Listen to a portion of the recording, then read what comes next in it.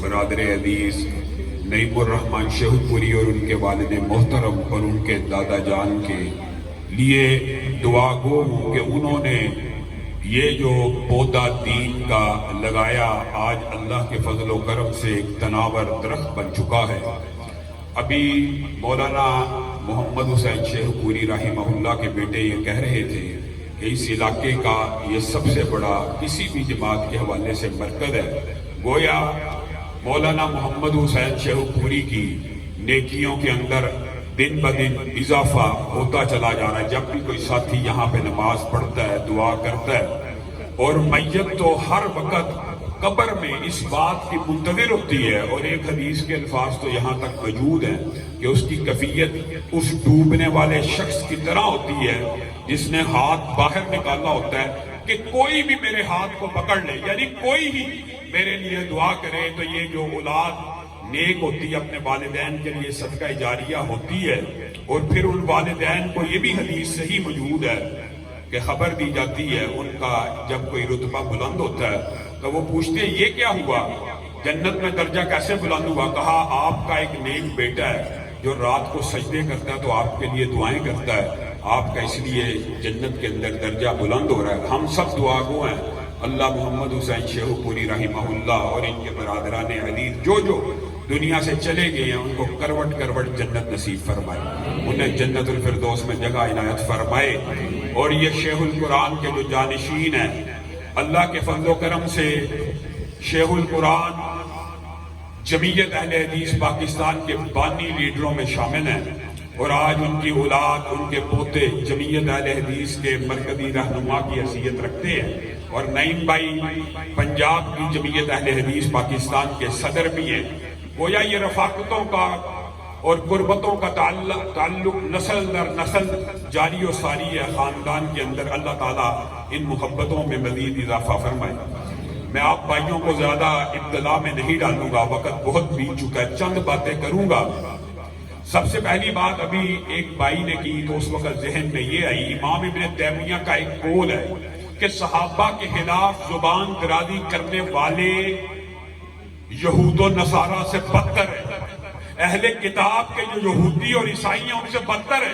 آپ سے پوچھا گیا یہ ان سے بدتر کیوں ہیں؟ تو امام ابن تیمیہ نے کہا اللہ کی قسم یہودیوں نے بھی موسیٰ کے ساتھیوں کو برا بلا نہیں کہا، عیسائیوں نے بھی عیسیٰ کے ساتھیوں کو برا بلا نہیں کہا۔ یہ کائنات کی سب سے گندی اور بدتر مخلوق ہے جو اپنے نبی کے ساتھیوں کو برا بلا کہتی۔ آپ عام فہم انداز میں سوچئے، ایک بات ابھی ہم آپ سے پہلے وہاں پہ سگیاں پہ موجود تھے، ایک ساتھی نے مجلس میں کی بڑی خوبصورت بات اور وہ بھی ذہن میں رہ گئی۔ آپ مغرب کو کیا پیغام دیتے ہیں؟ رسول اللہ صلی اللہ علیہ وسلم بہت اعلیٰ ہیں، افضل ہیں، آپ کے نبی ہیں، لیکن ایک گروہ پیغام یہ دیتا ہے کہ نبی تو بہت افضل ہیں لیکن معاذ اللہ بیویاں بری ہیں۔ نبی تو بہت افضل ہیں، سسر برے ہیں۔ نبی تو بہت افضل ہیں، داماد برے ہیں۔ یہ نبی اکیلے افضل ہیں، ارد گرد جتنے خاندان والے سارے ہی برے ہیں۔ بتائیے آپ رسول اللہ کا کیا نقشہ مغرب کے سامنے کھینچ رہے ہیں؟ یہ کیسی عقل ہے؟ یہ عقل کے اوپر ایک پردہ ہے۔ رسول اللہ صلی اللہ علیہ وسلم نے نبیوں کے بارے میں جو حدیث بیان کی ہے نا، اس حدیث کے اندر ہی صحابہ کا ذکر بھی موجود ہے۔ اور اگر ایک حدیث ہمیں یہ سمجھ آ جائے، کلیہ سمجھ آ جائے کہ صحابہ کا انتخاب بھی اللہ رب العزت نے کیا، جیسے نبوت کسبی نہیں ہوتی، اللہ رب العزت کی طرف سے، یعنی آپ اور میں محنت کرنا شروع کر دیں، ہم نبوت کے مقام پہ فائد ہو سکتے ہیں عبادتیں کر کے؟ نہیں۔ جس طرح نبوت کسبی نہیں ہے، صحابیت بھی کسبی نہیں ہے، اور اس کی بہت بڑی دلیل قرآن کی ایک آیت ہے جس کو پڑھتے ہوئے قاری عبد المتین اصغر صاحب اس دنیا سے رخصت ہوئے، اور جس کی تشریح یہ حدیث ہے۔ ایک حدیث آپ نے یاد رکھنی ہے ہمیشہ کے لیے۔ رسول اللہ صلی اللہ علیہ وسلم نے ارشاد فرمایا عالم ارواح کے اندر اللہ رب العزت نے مخلوقات میں سے مخلوقات ساری میں سے انسانوں کے دلوں کو ٹٹولا، اور ان میں سے جو سب سے افضل، پوتر، پاک، مطہر، طاہر دل پائے، ان کے سروں کے اوپر نبوت کا تاج سجا دیا۔ یہ حدیث کے الفاظ ہیں. اور پھر رسول اللہ صلی اللہ علیہ وسلم نے فرمایا ان نبوت کے تاج جن کے سروں پہ سجے ان میں سے جو سب سے پاک پوتر مطہر طاہر اور تقوی سے بھرا ہوا اللہ سے سب سے زیادہ خوف کرنے والا دل تھا اس کے سر کے اوپر تاج ختم نبوت کو رکھ دیا. رسول اللہ اپنا تعارف کروا رہے ہیں اور پھر اس کے بعد تعارف کیا کروا رہے ہیں کہ انبیاء کے بعد عالم ارواح میں انسانوں کے دلوں کو ٹٹولا گیا. انبیاء کے بعد ہر نبی کے بعد صحابی موجود ہیں لیکن یہاں پہ جمیع انبیاء کے صحابہ میں سے جن صحابہ کو رسول اللہ فضیلت دے رہے ہیں اس کے بارے میں ذرا غور کریں. تمام انبیاء کے بعد جن دلوں کو ٹٹولا گیا اور ان کو سب سے زیادہ متقی پایا, سب سے زیادہ اللہ سے ڈرنے والا پایا, سب سے زیادہ ایمان والا پایا, سب سے زیادہ تقوی والا پایا, سب سے زیادہ اخلاص والا پایا, ان میں سے کسی کو ابو بکر بنا دیا, کسی کو عمر بنا دیا, کسی کو عثمان بنا دیا, کسی کو علی بنا دیا, کسی کو معاویہ بنا دیا, کسی کو حسن بنا دیا, کسی کو حسین بنا دیا, کسی کو میرا وزیر بنا دیا, کسی کو میرا سسرالی بنا دیا, کسی کو میرا رشتہ دار بنا دیا. یہ کیسی محبت ہے؟ رسول اللہ سے تو محبت ہے, رسول اللہ کے سارے خاندان سے نفرت ہے. رسول اللہ کی 3 بیویاں عائشہ, ماں حفصہ, ماں ام حبیبہ معاذ اللہ بری. رسول اللہ کے 2 سسر ابو بکر و عمر برے, رسول اللہ کے داماد عثمان برے. یہ آپ رسول اللہ سے محبت کرتے ہیں؟ یہ آپ کا دعویٰ ہے کہ رسول اللہ صلی اللہ آپ نے اللہ رب العزت کی ایک سنت کو یاد رکھنا ہے اور یہ اللہ کی سنت ہے.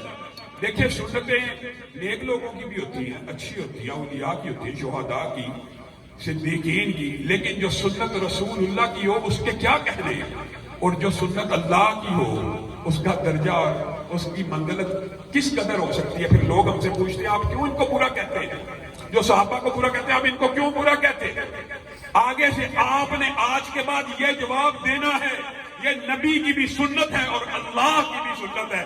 اللہ نے صحابہ کا دفاع قرآن پاک میں جس انداز میں کیا بتائیے. رسول اللہ کے دفاع میں ایک آیت ایسی ملتی ہے جو اللہ نے دفاع کے اندر رسول اللہ کے بارے میں, انبیاء کے بارے میں بھی ملتی ہے, لیکن غیر نبی کے بارے میں بتائیے دفاع کے بارے میں کوئی ایک ایسی آیت ملتی ہے کہ جہاں پر جو لفظ صحابہ کے بارے میں کہا جائے وہی لفظ اللہ رب العزت پلٹا دے.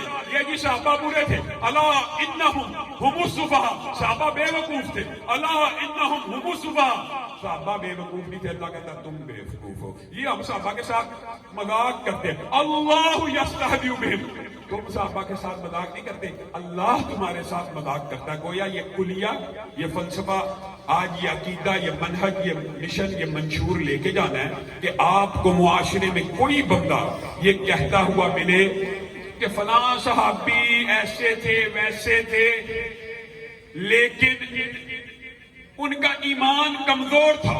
ساتھ ہی آپ نے کہنا ہے تجھ سے بڑا بے ایمان کوئی نہیں, تیرا ایمان کمزور ہے. فلاں صحابی برا ہے, وہ برا نہیں, تو سب سے بڑا برا ہے. فلاں صحابی بے ایمان ہو گیا, وہ بے ایمان نہیں ہوا بلکہ تو بے ایمان ہو گیا. آپ مجھے ایمانداری سے بتلائیے, ایک بندہ, یہ حدیث بھی آپ نے سنی ہوگی, ایک مسلمان کسی دوسرے مسلمان کو کافر کہہ دے اور وہ بندہ کافر نہ ہو تو کہنے والا کافر ہو جاتا ہے کہ نہیں؟ صحیح حدیث ہے, ہو جاتا ہے کہ نہیں؟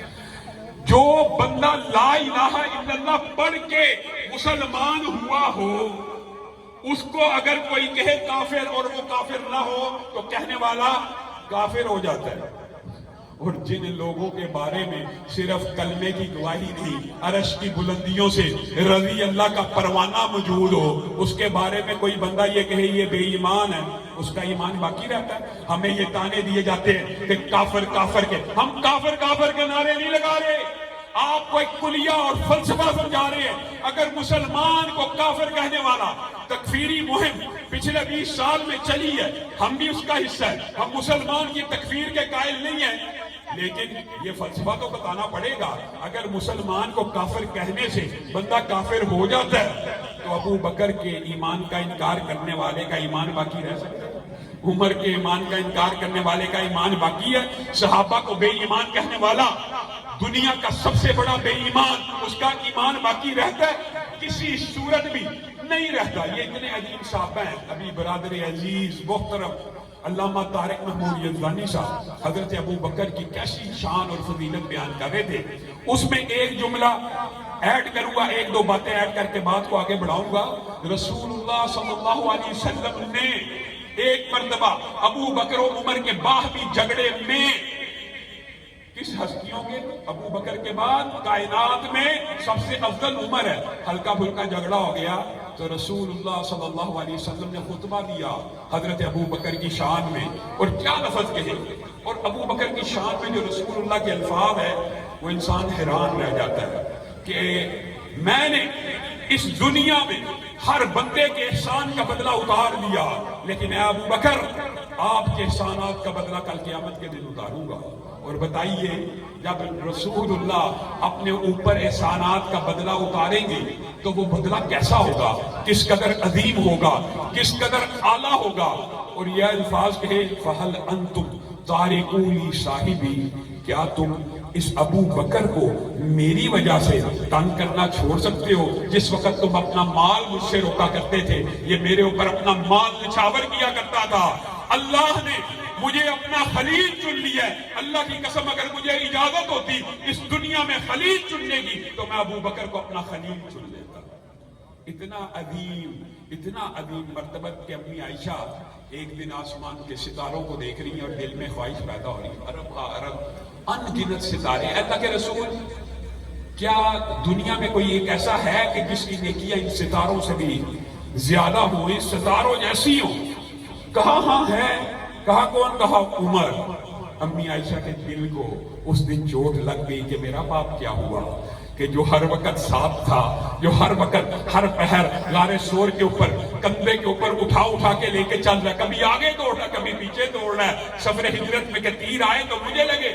ماں عائشہ نے اس دن سوچا ہائے میرے باپ کی قربانیاں کیا ہوئی, جسارت کر کے پوچھ لیا پھر میرے باپ ابو بکر کا کیا کہنا ہے, پھر میرے باپ ابو بکر کی کیا فضیلت ہے. عائشہ تو نے آسمان کے ستاروں سے اپنے باپ کی فضیلت کا کمپیریزن کرنے کی کوشش کی. ابو بکر کی 3 راتوں کی جو غار سور کے اندر, سبحان اللہ, ایک ایک سوراخ کے اوپر کپڑا دے رہے ہیں, ایک سوراخ کے لیے کپڑا نہ بچا اپنی ایڑی کو رکھ لیا, اور وہاں سے بھی اگر زہریلا جانور کاٹ رہا ہے تو پاؤں ہلا نہیں رہے کہ رسول اللہ کی آنکھیں نہ کھل جائیں. رسول اللہ صلی اللہ علیہ وسلم نے فرمایا ابو بکر کی ان 3 دن کی نیکیاں یہ آسمان کے ستاروں سے زیادہ ہیں. تیرا باپ تو اتنا اعلیٰ ہے, تیرا باپ تو اتنا افضل ہے. اور عمر کے بارے میں بھی جو ہرزہ سرائی ہوتی ہے, اس عظیم الشان جس کے فضائل و مناقب اس قدر زیادہ ہے کہ ایک ایک شخصیت کے بارے میں 50 60 جملے پڑھائے جائیں کم ہیں, لیکن صرف اشارہ کرتا چلوں گا. وہ عمر کہ جو ساری زندگی رسول اللہ نے ساتھ موجود نہ ہوتے, موجود نہیں ہوتے, کوئی بات پتہ چلتی ایسا جانور نے کلام کیا, بیل نے کلام کیا, بیڑیے نے کلام کیا, صحیح حدیث موجود ہے. تو رسول اللہ صلی اللہ علیہ وسلم کے ارد ابو بکر عمر موجود نہ ہوتے, لیکن رسول اللہ کیا کہتے, میں محمد ایمان لے کے آیا, ابو بکر ایمان لے کے آیا, عمر ایمان لے کے آیا. میں آیا, ابو بکر آیا, عمر آیا. میں آیا, ابو بکر آیا, عمر آیا. یہ وہ عمر ہے کہ جس وقت خنجر چل چکے ہیں, جان حلق میں اٹکی ہوئی ہے, جان حلق میں اٹکی ہوئی ہے, وہ اپنی زندگی کے شب و روز کو یاد کر رہا ہے اور اپنے بیٹے کو کہہ رہا ہے اب آخری لمحات ہیں, آخری دموں پہ جان ہے. ماں عائشہ کو کہنا امیر المومنین کی ایک خواہش ہے, اگر ماں عائشہ اس خواہش کو قبول کر لیں تو آپ اس خواہش کی تکمیل کر دینا. وہ جانے لگے رک جاؤ, امیر المومنین نہ کہنا آپ کا بیٹا عمر آپ سے ایک التجا کرنا چاہتا ہے کہ ساری زندگی محمد صلی اللہ علیہ وسلم کے ساتھ گزاری ہے, ابو بکر کے ہمراہ گزاری ہے, دل میں ایک خواہش ہے. اور ظالموں, جس کی جان حلق میں ایک ہاں کے انتظار میں اٹکی ہوئی ہے, اس کے بارے میں زبانوں کو دراز کرتے ہو. جاؤ محمد صلی اللہ علیہ وسلم سے کے گھرانے والوں سے یہ اجازت لے کے آؤ کہ میں عمر محمد کے ساتھ ابو بکر کے ساتھ دفن ہونا چاہتا ہوں۔ امی عائشہ کو پیغام پہنچا، کہا اللہ کی قسم ایک باپ ہے، ایک خاوند ہے، خواہش یہ تھی یہ جو قبر کی جگہ بچی ہے اس میں دفن ہوں گی میں، لیکن آج عمر کی خواہش کے اوپر اپنی خواہش کو قربان کرتی ہوں۔ بیٹے نے جا کے باپ کو خبر دی، وہ جو جان حلق میں اٹکی تھی اس خوشخبری کو سنا، لا الہ الا اللہ کا کلمہ بلند کیا اور اپنی جان کو اللہ کے سپرد کر دیا۔ ظالموں اس عمر کے بارے میں زبان درازی کرتے ہو، اور عثمان سبحان اللہ، وہ عثمان اتنا حیادار عثمان، اتنا حیادار عثمان کہ رسول اللہ صلی اللہ علیہ وسلم بیٹھے ہوئے ہیں، صحیح حدیث ہے، ابو بکر آئے، رسول اللہ بے تکلفانہ انداز میں لیٹے ہیں، بیٹھے ہیں، اسی طرح رہے۔ حضرت عمر آئے، اسی طرح بے تکلف رہے۔ حضرت عثمان کی آمد کی خبر ملی، رسول اللہ ایک دم سیدھے ہو گئے، کپڑوں کو درست کیا، اپنے سارے جو کپڑے ہیں ان کو سیدھا کیا اور اطمینان سے، وقار سے، سکینت کے ساتھ سیدھے ہو کے بیٹھے۔ ماں عائشہ نے بھی، صحابہ نے بھی عجیب منظر دیکھا کہ ابو بکر آئے کوئی جنبش نہیں، عمر آئے کوئی جنبش نہیں، عثمان آئے ایک دم متوجہ ہو کے باوقار انداز میں سیدھے ہو کے کپڑوں کو درست کر کے، تہمت کو سیدھا کر کے، ڈھانپ کے گھٹنوں کو بیٹھ کے کہا ابو بکر آئے تھے آپ نہیں ہلے، عمر آئے تھے آپ نہیں ہلے، عثمان آئے ہیں یہ آپ نے کیا کیا؟ کہا جس عثمان کی رب حیا کرتا ہو میں محمد صلی اللہ علیہ وسلم اس کی حیا نہ کروں۔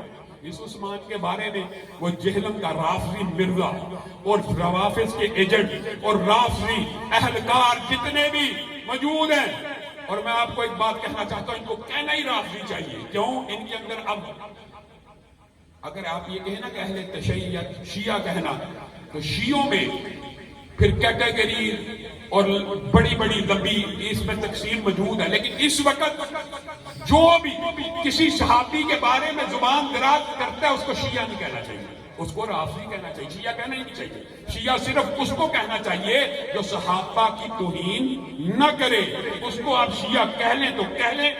وہ جو رافضی ہیں وہ ہر وقت وہ دیکھیں اہل سنت کا وہ چوگا اڑا ہوا ہے اس نے، اور وہ ہر وقت ایک ہی بات آپ کے دماغ میں ڈال رہے ہیں، ایک ہی بات، یہ بنو امیہ ایسے تھے، بنو امیہ ایسے تھے، بنو امیہ ایسے تھے۔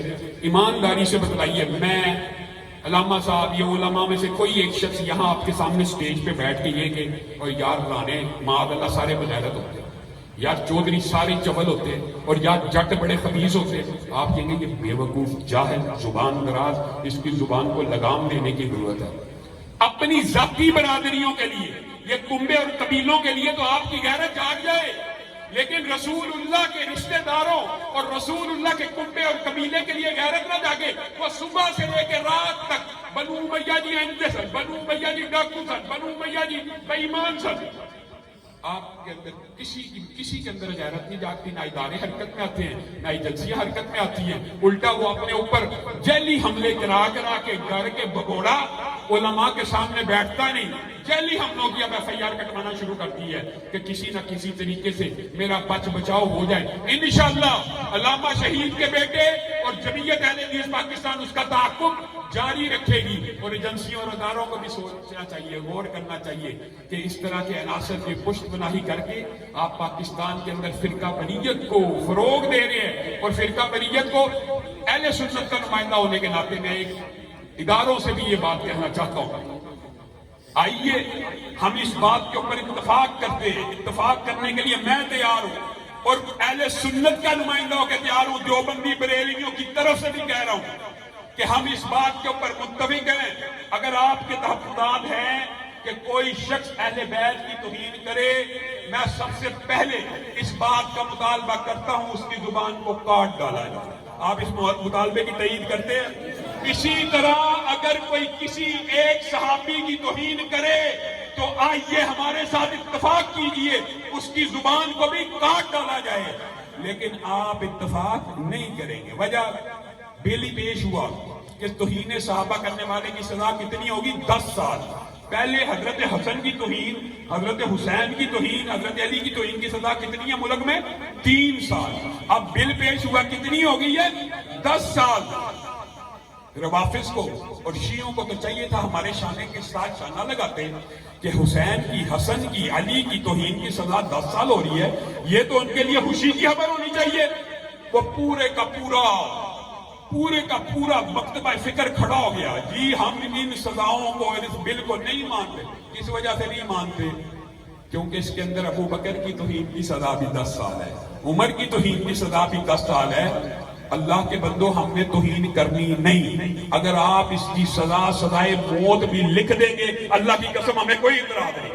چاہے اہل بیت کی سزا بھی توہین کی موت لکھ دیں، ہمیں اعتراض نہیں ہے۔ تو میں اداروں سے، ایجنسیوں سے یہ بات پوچھتا ہوں کہ آپ اب ایمانداری سے اور انصاف سے فیصلہ کیجئے، ترازو تول لیجئے۔ جنہوں نے توہین کرنی ہے ان کو اعتراض ہے، جنہوں نے توہین کرنی نہیں ان کو اعتراض نہیں ہے، جنہوں نے توہین کرنی ہے انہی کو اعتراض ہے۔ اور پھر آپ کو قانون حرکت میں لانا چاہیے، آئین کو حرکت میں لانا چاہیے۔ اور بات آئی عثمان کے بعد تو سیدنا علی کی بات، اور لوگوں کو یہ بھی مرزا جیلمی کا فلسفہ پھیلایا۔ مرزا جیلمی نے اتنا بڑا جھوٹا کہ جو منہ میں آتا بکتا چلا جاتا، یہ جی اہل حدیث جی سیدنا علی کی شان میں بیان کرتے، یہ برادران عجیب و غریب نام، گلا پھاڑنے والے بھائی، یہ بھی اس نے نام رکھا۔ اس طرح کے مختلف القابات، تو ہم خوش ہوتے ہیں کہ اللہ کے فضل و کرم سے دفاع صحابہ کے لیے اگر وہ صحابہ اس کی بدبخت کی زبان سے محفوظ نہیں ہے تو ہماری صحابہ کے سامنے کیا حیثیت ہے؟ کہتا ہے یہ سیدنا علی کی شان بیان نہیں کرتے۔ اس جاہل کو یہ پتہ نہیں ہے کہ میں نے اللہ کے فضل و کرم سے آج سے 3 سال قبل پورا 1 سال سیدنا علی کی شان کے اوپر جملے پڑھایا، پورا 1 سال، پورا 1 سال۔ ایسا بدبخت آدمی ہے۔ آپ یہ کیسے تصور کر سکتے ہیں کہ اہل سنت ہو، اہل حدیث ہو اور سیدنا علی سے محبت نہ کرتا ہو؟ سیدنا علی سے محبت تو ایمان کی نشانی ہے، ان سے بغض تو نفاق کی نشانی ہے۔ یہ سیدنا علی اتنے عظیم ہیں، اتنے عظیم ہیں، سبحان اللہ۔ رسول اللہ صلی اللہ علیہ وسلم نے کہا آنے والے کو جنت کی بشارت دو۔ آنے والے آئے، کون آئے؟ ابو بکر ہے۔ پھر کہا آنے والے کو جنت کی بشارت دو، کون آئے؟ حضرت عمر آئے۔ رسول اللہ صلی اللہ علیہ وسلم بے چین ہو گئے اور کہا اللہ اب بھی جو آئے گا اس کو میں جنت کی بشارت دیتا ہوں، اور ساتھ ہی دعا کے لیے ہاتھ اٹھا دیے، اللہ اب تو علی کو بھیج، اب تو علی کو بھیج۔ یہ رسول اللہ کا علی سے پیار ہے۔ اور علی کا پیار کیا ہے؟ مورخین نے ایک عجیب جملہ لکھا ہے کہ علی کا رسول اللہ سے پیار اونٹنی کا اس کے بچے جیسا ہے۔ یہ مثال کیوں دی ہے؟ آپ دنیا کے اندر تمام جانوروں کو ماں سے علیحدہ کر کے ان کی کفیات کا جائزہ لے لیجئے، اور اونٹنی کے بچے کو اونٹنی سے الگ کر کے اس کی کفیت کا جائزہ لے لیجئے۔ آج سرچ کریں گے آپ کو یہ بات پتہ چل جائے گی کہ محدثین نے، سیرت نگاروں نے، تاریخ نگاروں نے علی کی یہ شان کیوں بیان کی ہے۔ علی جب رسول اللہ سے علیحدہ ہو جاتے تو ایسے تڑپتے جیسے اونٹنی کا بچہ اپنی ماں سے جدا ہو کے تڑپتا ہے۔ اب یہ بتائیے کہ یہ علی کا رسول اللہ سے پیار اور رسول اللہ کا علی سے کیا پیار ہے؟ یہ پیار اور محبت کی داستان ہے، آپس میں بھی بات لمبی ہے، لیکن میں مختصر کرتے ہوئے صرف سیدنا علی کی بات کی طرف آتا ہوں۔ فتح مکہ ہے، فتح مکہ کا موقع ہے، رسول اللہ کسی بھی صحابی کو کہہ سکتے تھے، لیکن دیکھ رہے ہیں علی کا ہے۔ علی کو بلایا، علی بیٹھ جا۔ جی میں اللہ کے رسول بیٹھ گیا۔ علی میں تیرے کندھوں پہ سوار ہوں گا، تو مجھے اٹھا لے اور میں یہ سارے بت، یہ باطل غیر اللہ کی طرف بلانے والے اور جن کی عبادتیں اور یہ ان کو اپنے ہاتھوں سے گرا دوں گا۔ حضرت علی کہتے ہیں میں بیٹھ گیا، رسول اللہ صلی اللہ علیہ وسلم نے میرے کندھے مبارک کے اوپر اپنے پاؤں کو رکھ لیا۔ حضرت علی کہتے ہیں اللہ کی قسم مجھے ایسے محسوس ہوا جیسے میں کسی پہاڑ کے بوجھ کے نیچے آ گیا۔ یہ حدیث سیدنا علی کی شان اور فضیلت کے اوپر، اور محدثین نے باب بھی سیدنا علی کے فضیلت کے باندھے ہیں، لیکن سبحان اللہ ایک محدث نے اس باب کے نیچے ایک ضمنی باب بھی باندھا ہے۔ اس محدث نے کہا یہ بات تو سیدنا علی کی فضیلت ہی کی ہے کہ بارے نبوت تھا یا بارے رسالت تھا کہ علی اس دن اٹھا نہ سکے، لیکن قربان جائیں ابو بکر کے اوپر کہ جو غار سور کے اوپر کندھوں پہ چڑھا چڑھا کے لے کے جا رہا ہے، پہاڑوں کے اوپر چڑھ رہا ہے. کہا رسول اللہ نے میری کفیت کو دیکھ لیا اور بھانپ گئے کہ مجھ جیسے کڑیل جوان، آپ کو پتہ کتنے طاقتور تھے، آج ان سے کھڑا ہوا جا رہا ہے. تو یہ فضیلت اب اگلی یہ ہے، رسول اللہ صلی اللہ علیہ وسلم نے پھر کسی اور صحابی کا انتخاب نہیں کیا.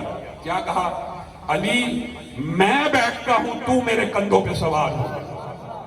حضرت علی کو بھی یہ فضیلت ملی جو سیدنا حسن و حسین کو ملی کہ وہ آپ کے کندھوں کی سواری کیا کرتے تھے. تو رسول اللہ نے فتح مکہ کے موقع کے اوپر علی کو اپنے کندھوں پہ سوار کیا، اور جب کھڑے ہوئے، اب یہ شان مصطفیٰ ہے جو سیدنا علی خود بیان کرتے ہیں. کہا اللہ کی قسم رسول اللہ جب کھڑے ہوئے، توڑنے تو میں نے بت تھے جو خانہ کعبہ کے اندر تھے اور ارد گرد پڑے ہوئے تھے، لیکن جیسے ہی رسول اللہ اٹھے میں نے اپنے آپ کو اتنا بلند پایا کہ اگر آسمان کا کوئی تارا توڑنا چاہتا تو توڑ کے لے آتا. یہ رسول اللہ کی صحابہ سے محبتیں ہیں. یہ اور پھر وہ بات بار بار اس خبیث کی طرف چلی جاتی ہے کہ سیدنا امیر معاویہ کے بارے میں اس نے لوگوں کے دماغوں میں ایسے مغالطے ڈالے ہوئے اس معاویہ کے بارے میں کہ جس کو رسول اللہ کہہ رہے ہیں اللہم اجعلہ ہادیا و مہدیا وادی، اللہ اس کو ہادی بنا، مہدی بنا، اس کو ہدایت کا ایک منبع بنا، لوگ اس کے ذریعے ہدایت پائیں. یہ کس کی دعا ہے؟ ماں کی دعا مل جائے، ولی کی دعا مل جائے، ہم بڑا خوش ہوتے ہیں. یہ دعا کس کی ہے؟ رسول اللہ کی. اللہم علم معاویہ الکتاب والحساب وقہ العذاب. اللہ معاویہ کو کتاب کا علم دے، حساب کا علم دے، اس کو عذاب سے بچا. بات صرف اتنی ہوتی نا تو سیدنا معاویہ کی فضیلت کافی تھی، لیکن سیدنا معاویہ صحابہ میں سے ان 40-50 صحابہ میں شامل ہیں جو افضلیت کے مقام ہے. یہ بھی ایک لمبی بات، اب مختصر کرتا ہوں. 1,40,44,000 صحابہ سارے جنتی، ان میں سے افضل وہ ہیں، سارے کے سارے جنتی ہیں جنہوں نے حنین میں شرکت کی. ان میں سے افضل جو فتح مکہ پہ، ان میں سے افضل جو صلح حدیبیہ کے، ان میں سے افضل جو بدری، ان میں سے وہ جن کو معین کر کر کے جنت کی بشارت دی. ان معین کر کر کے بشارت والوں میں حضرت امیر معاویہ بھی شامل ہے. سیدنا امیر معاویہ کے بارے میں صحیح حدیث ہے جس کا انکار وہ جہلم کا رافضی بھی نہ کر سکا، اس سے سوال نہیں کر سکا. ام حرام بنت ملحان، رسول اللہ صلی اللہ علیہ وسلم سوئے ہوئے ہیں، اٹھے مسکرا رہے ہیں اور مسکراتے ہوئے کہنے لگے، اور ام حرام نے پوچھا کیوں مسکرا رہے؟ کہا میں نے خواب دیکھی ہے کہ اللہ کے فضل سے میری امت کا ایک گروہ بحری بیڑے کے اوپر، تختوں کے اوپر، جیسے بادشاہ سواریاں کرتے ہیں نا، تخت کے اوپر بادشاہ بیٹھا ہوتا ہے، اس طرح ایک بحری بیڑا ہے، اس کے اوپر میری امت کا ایک گروہ بیٹھا ہوا ہے. اللہ کے رسول اس میں خوش ہونے کی کیا بات ہے؟ وہ سارے کے سارا جنتی ہے، وہ سارے کا سارا جنتی ہے. تو ام حرام بنت ملحان نے کہا اللہ کے رسول پھر دعا کیجیے اللہ اس گروہ میں مجھے بھی شامل کر لے. آپ بتائیے، تاریخ اٹھا لیجئے، حدیث کی کتابیں اٹھا لیجئے، اس بحری بیڑے کا امیر کون تھا؟ سیدنا امیر معاویہ. معین جنتی کے بارے میں یہ بدبخت بکواس کرتا ہے کہ وہ جہنم کی طرف بلانے والے تھے. امی عائشہ، طلحہ، زبیر، سیدنا امیر معاویہ کس کی طرف بلانے والے تھے؟ جی جہنم کی طرف بلانے والے تھے. وجہ وہ جی فیہ باغیہ کی جو حدیث ہے وہ پڑھ کے سنا نہیں جی 28-12 پڑھ کے سنا 28-12. یہ حدیث بیان کرنے کا نیا اسلوب اپنے زندگی میں پہلی دفعہ دیکھا. حدیث 28-12 یہ کبھی ہوتا تھا؟ حدیث تو محدثین پڑھتے ہیں، اور تجھے نہیں پڑھنی آتی تو اردو میں پڑھ کے سنا دے. یہ لوگوں کے دماغ میں ایک ریفرنس، یہ محدثین کا کوئی انداز نہیں ہے. 28-12 حدیث ہے جی، فیہ باغیہ قتل کرے گا عمار کو، اور وہ جو عمار کو قتل کرے گا وہ جہنم کی طرف بلانے والا ہوگا. حدیث صحیح ہے، موجود ہے، لیکن اس کی تشریح باطل ہے اور فاسد ہے. کیوں؟ رسول اللہ صلی اللہ علیہ وسلم نے حسن کو مخاطب ہو کے کہا تھا یہ میرا بیٹا سردار ہے، یہ مسلمانوں کے 2 عظیم گروہوں میں صلح کروائے گا. کن گروہوں میں؟ مسلمانوں کے 2 عظیم گروہوں میں. مسلمان بھی ہوں گے اور عظیم بھی ہوں گے. اب ایمانداری سے بتلائیے گا، یہ حدیث جس بات کے اوپر فٹ کرتا ہے، جن لوگوں کے اوپر فٹ کرتا ہے، وہ جنگیں حضرت حسن نے نہیں دیکھی؟ دیکھی نا. حضرت حسین نے نہیں دیکھی؟ ایمانداری سے بتائیے دیکھی ہے نا. اگر حضرت حسن نے وہ جنگوں کی تطبیق اس جنگوں کے بعد فیہ باغیہ کا اطلاق سیدنا امیر معاویہ پر نہیں کیا، ان کے گروہ کے اوپر نہیں کیا، تو جہنم میں بیٹھ کے 1400 سال بعد یہ اطلاق کیسے کر رہا ہے؟ سیدنا حسن تو اپنے ہاتھوں کو سیدنا امیر معاویہ کے ہاتھوں میں دے رہے ہیں اور کہہ رہے ہیں آج کے بعد امت کا اختلاف ختم ہو گیا، آپ بلا شرکت غیرت مسلمانوں کے واحد امیر المومنین ہیں. سیدنا امیر معاویہ مسلمانوں کے واحد اجماعی امیر المومنین. کن کی تدبیر اور کن کی صلح سے بنے تھے؟ سیدنا حسن. اور وہ جو فیہ باغیہ میں عمار شہید ہوئے تھے، ایمانداری سے بتلائیے وہ واقعہ پہلے کا ہے کہ بعد کا؟ پہلے کا واقعہ نا، حسن کے سامنے ہوا. تو کیا حسن نے یہ ایک کلیہ ہے جو روافض کو بھی جرت نہ ہو سکی، ملتا جہلمی کو ہوگی، روافض نے یہ جرت نہیں کی. یہ کلیہ ہے کہ کیا سیدنا حسن نے جہنم کی طرف بلانے والے کے ہاتھ کے اوپر بیعت کر لی؟ بتائیے. جہنم کی طرف بلا رہے تھے اور ان کے ہاتھ پہ بیعت کر لی. اور پھر سیدنا حسین اجماع امت ہے، 20 سال سیدنا امیر معاویہ کی حکومت رہی ہے، کیا انہوں نے ایک دن بھی ان کے خلاف خروج کیا؟ آپ تو کہتے ہیں خروج تھا، سیدنا امیر معاویہ کے خلاف کیا؟ اگر جہنم کی طرف بلانے والے تھے تو صلح کیوں کی؟ اور یہ بات بعین وہی ہے. یہ بات یاد رکھیے کہ پھر جہنم کی طرف بلانے والا ہے کون؟ یہ اس نے مغالطہ لوگوں کو ڈالا ہوا ہے. یہ اجماع امت ہے. یہ مسئلہ 1400 سال پہلے سے حل شدہ تھا. یہ جان کے وسوسے ڈالتا ہے. جہنم کی طرف بلانے والا گروہ صحابہ کے دور میں صرف ایک تھا، اور وہ گروہ کس کا تھا؟ خارجیوں کا گروہ تھا. وہ خارجیوں کا گروہ تھا. انہی میں سے ایک سیدنا زبیر کو شہید کر کے ان کے سر مبارک کو حضرت علی کے پاس لے آئے. اب ایمانداری سے یہ ذرا حدیث سنیں، یہاں پہ اپنی بات کو ختم کروں گا اور چند باتیں فضائل صحابہ کانفرنس کے حوالے سے کروں گا. سیدنا زبیر کے سر مبارک کو کاٹ کے حضرت علی کے پاس لایا اور آ کے کہنے لگا، یعنی اس کی خواہش تھی کہ مجھے انعام و اکرام سے نوازا جائے کہ آپ کی دشمن فوجوں کے اتنے بڑے جرنیل کو میں نے قتل کیا. حضرت علی نے کیا جملہ کہا تھا؟ اے زبیر کا سر لانے والے، تجھے جہنم کی بشارت ہو. وجہ میں نے رسول اللہ سے سنا تھا ہر نبی کا ایک حواری ہوتا ہے اور میرا حواری زبیر ہے. یہ کس کے لشکر میں تھا؟ یہ کس کے لشکر میں تھا؟ سیدنا علی کے لشکر میں تھا. تو کیا اس کے سیدنا علی کے لشکر میں ہونے سے سیدنا علی کا لشکر جہنم کا مصداق ہے؟ معاذ اللہ. نہیں، وہ صرف وہ شخص جہنم کا مصداق ہے جس نے یہ حرکت کی. اسی طرح سیدنا عمار کو بھی خارجیوں نے شہید کیا اور وہی اس حدیث کی وعید کے مستحق ہیں جو خارجی جہنم کی طرف بلانے والے. یہ عام فہم بات ہے. اس مسئلے کو آج کے بعد کلیئر کر لیں. آخر میں ایک بات میں یہ کہنا چاہتا ہوں کہ دار و رسن کی گود کے پالے ہوئے ہیں ہم، سانچے میں مشکلات کی ڈھالے ہوئے ہیں ہم. وہ دولت جنوں کے زمانے سے اٹھ گئی، اس دولت جنوں کو سنبھالے ہوئے ہیں ہم. میرے ہاتھ میں قلم ہے، میرے ذہن میں اجالا، مجھے کیا مٹا سکے گا کوئی ظلمتوں کا پالا. مجھے کیا مٹا سکے گا کوئی ظلمتوں کا پالا. میں طلوع ہو رہا ہوں تو غروب ہونے والا. جمعیت اہل حدیث پاکستان کا سورج، ایک چڑھتا ہوا سورج طلوع ہو رہا ہے اور اس کے مخالفین بجھتے ہوئے چراغ ہیں، ٹمٹماتے ہوئے دیے ہیں، گرتی ہوئی دیواریں ہیں، درباری ہیں، سرکاری ہیں. کسی درباری اور سرکاری کو اپنے آپ کو اہل حدیث کا نمائندہ کہنے کا حق کسی صورت نہیں دیا جائے گا. اگر وہ کسی کے کندھوں کے اوپر سوار ہو کے آیا یا اہل حدیث کے اوپر جبری طور پہ مسلط ہو کے آیا، ہمارے سے اختلاف کیا بھائی طارق نے بیان کیا، اللہ کی قسم اختلاف سے بچنے کے لیے، ورنہ یہ میرا بوڑھا جوان ساتھی ارشد بیگم کوٹی اس کانفرنس کا بانی ہے اور اس نے ابھی بیگم کوٹ کی مجلس میں کہا اگر بات آئے علامہ صاحب کہہ دینا کہ اگر تم میں ذرہ برابر بھی شرم ہے تو قرآن کے اوپر فیصلہ کر لیتے ہیں. ارشد بیگم کوٹی قرآن اٹھانے کے لیے تیار ہے کہ اس کانفرنس کے بانی علامہ شہید بھی تھے اور مولانا ارشد بیگم کوٹی بھی تھے.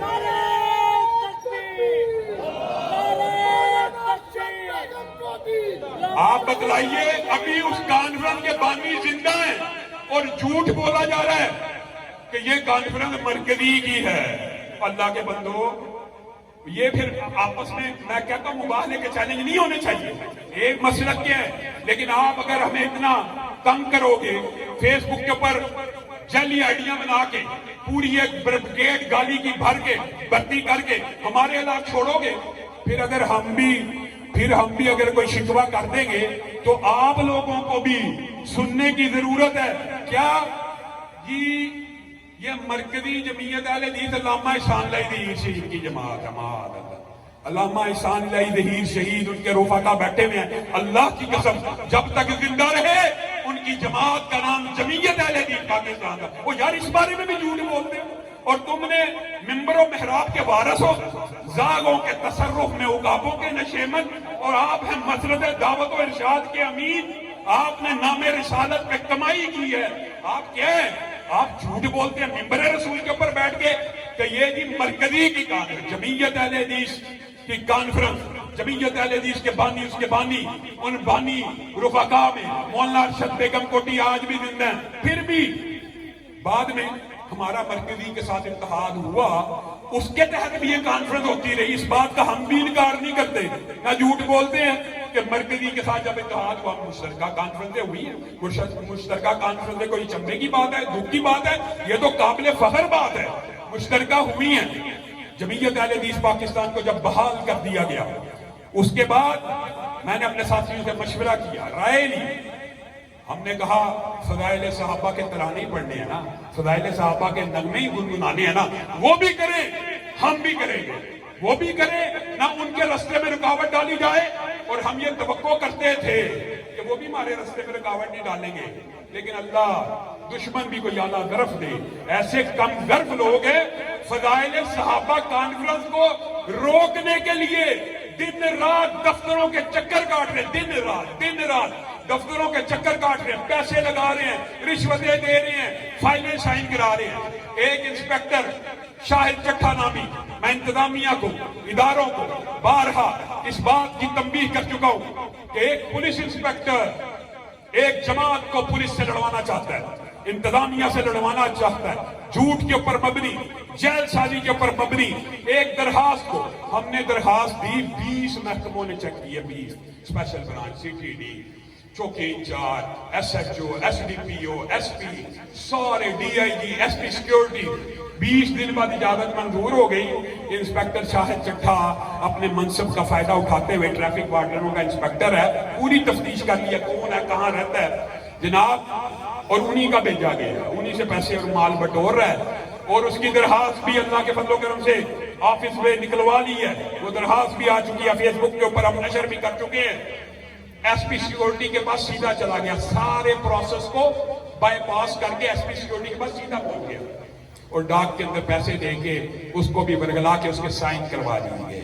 میں کہتا ہوں، میں افسران کا احترام کرتا ہوں، بیچارے دن رات امن و امان کے لیے محنت کرتے ہیں، لیکن سی ایس پی آفیسر ہے، کمپیٹنٹ آفیسر ہے. 1 گھنٹہ پہلے آپ جس اجازت کے اوپر دستخط کر رہے ہیں، اگلے گھنٹے میں اسی کی کینسلیشن آپ پروف کر رہے ہیں. کچھ تو کمپیٹنسی ہونی چاہیے توقیر صاحب، کچھ تو بندے کو کمپیٹنٹ ہونا چاہیے کہ آپ. اور پھر سب سے بڑی بات جو ایک اصولی اور قانونی ہے، آپ نے سائن کی کینسلیشن کر بھی دی ہے، موو کر بھی دی، تو آپ نے کیا دوسرے فریق کو سنا کہ یہ جو الزام لگا رہا ہے جھوٹے؟ الزام یہ لکھا ہوا ہے کہ میرا نام لے کے جمعیت اہل حدیث نے اجازت لے لی ہے. تیرا نام، ہمیں اس کے نام کی ضرورت ہے؟ ہمیں تو پتہ تب چلا جب تو نے درخواست دی ہے. ہم نے تیرا نام استعمال کرنا ہے. جمعیت اہل حدیث پاکستان کے بانی علامہ احسان اللہ ظہیر شہید تھے، اور آج ان کا بیٹا، ان کے روحانی فرزند آپ کے سامنے موجود ہے. جمعیت اہل حدیث کے صدر ہونے کی حیثیت سے میں نے ڈیٹ بھی لگ لی کہ یار یہ بھی کر لیں. ہم نے ان کی کینسلیشن کوئی نہیں موو کی، ورنہ ان کے پاس کوئی اجازت نامہ نہیں. یہ کانفرنس کا اجازت نامہ مرکزی کا نام ہے ہی نہیں. اگر ہم سازش کرنا چاہتے تو ہم روکتے، لیکن ہمارا ظرف ایسا نہیں ہے کہ ہم دین کے کاموں میں رکاوٹ ڈالیں. ہم تمہیں چیلنج کرتے ہیں کہ آؤ، یہ دین کا میدان ہے، یہ کھلے میدان کے اندر یہ گھوڑا اور گھوڑے کا میدان ہے. آؤ دین کے کاموں میں مسابقت کریں.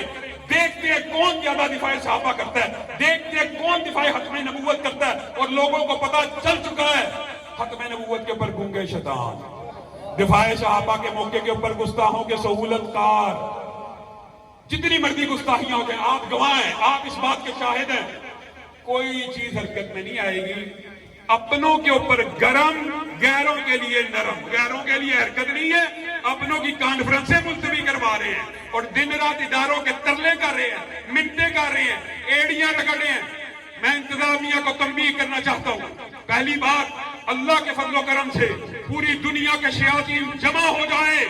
جس طرح حضرت عمر کو دیکھ کر اس دور کے شیطان رستہ بدل جاتے تھے، عمر کے روحانی فرزندوں کو دیکھ کر اس دنیا کے آج کے شیطان بھی رستہ بدل لیں گے۔ اللہ کے فضل و کرم سے عمر کے احسان الہی ظہیر کے یہ روحانی بیٹے 10 اگست کو بیگم کوٹ میں آئیں گے، جس میں جرت ہے روکنے کی، روک کے دکھا دے۔ اللہ کے فضل و کرم سے آپ نے گول در گول اور جوک در جوک وہاں پہ آنا ہے، آئیں گے، آئیں گے۔ ہاتھ اٹھا کر وعدہ کرے، ہاتھ اٹھا کر وعدہ کرے، سب ساتھی وہاں پہ پہنچیں گے۔ اور ایک اعلان اور کرنا چاہتا ہوں، وہ صرف اب فضائل صحابہ کانفرنس نہیں رہی، ایک عوام کا ریفرینڈم ہے، ایک عوام کا سمندر ہے جو 40 سال سے گنگوں کے خلاف، درباریوں اور سرکاریوں کے خلاف ایک سیلاب بن کے اڑے گا اور سیلاب کی طرح ان کو بہا کے لے جائے گا۔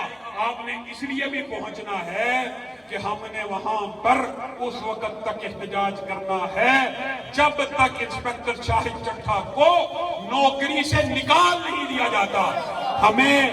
ہمیں لارے لگائے جا رہے ہیں، معطل کر دیتے ہیں، جی انکوائری ہو جائے گی، جی کسی انکوائری کو ہم نہیں مانتے، وہ گلٹی پروو ہو چکا ہے، اس کی غلطی مانی جا چکی ہے، اس کی غلطی تسلیم شدہ ہے، منظر عام پہ آ چکی ہے۔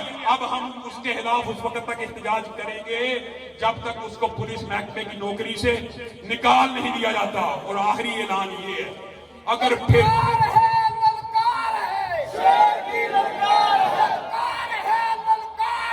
آخری اعلان یہ ہے، اگر آپ نے میرے کسی کارکن کو ہراساں کیا، میرے کسی کارکن کے اوپر دھونس دھانسری اس دن کرنے کی کوشش کی، رکاوٹ ڈالنے کی رتی برابر بھی کوشش کی، تو اللہ کے فضل و کرم سے کانفرنس بھی ہوگی، اور اگلا جمعہ جو اگلے دن جمعرات کے بعد جمعہ آ رہا ہے، یہ میرا بھائی علامہ طارق محمود یزدانی وہاں پہ پڑھائے گا، اور بیگم کوٹ کی ساری مسجدیں بند ہو کر اسی چوک میں نماز جمعہ کو ادا کریں گی انشاءاللہ۔